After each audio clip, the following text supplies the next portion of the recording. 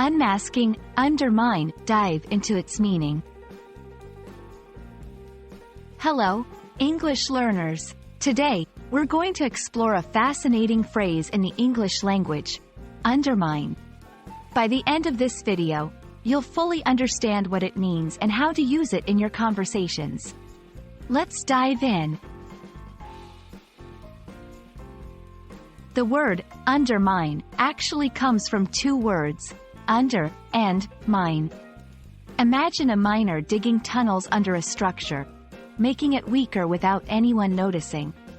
Over time, the structure can collapse because its foundation has been weakened. This imagery is a great way to understand the root of the term. When we use undermine in daily conversations, we're often not talking about tunnels or mining. Instead, it's used metaphorically. To undermine someone or something means to weaken or damage them, often in a subtle, sneaky, or gradual way.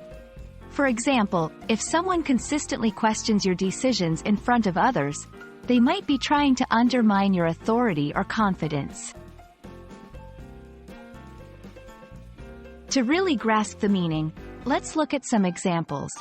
1. She tried to undermine my confidence by pointing out my mistakes in front of the team.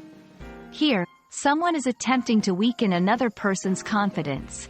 2. By selling secrets to competitors, he undermined the company's position in the market.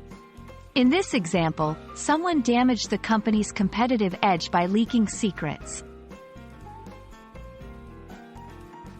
Undermine isn't alone. There are a few related terms and phrases that can help you understand its meaning better.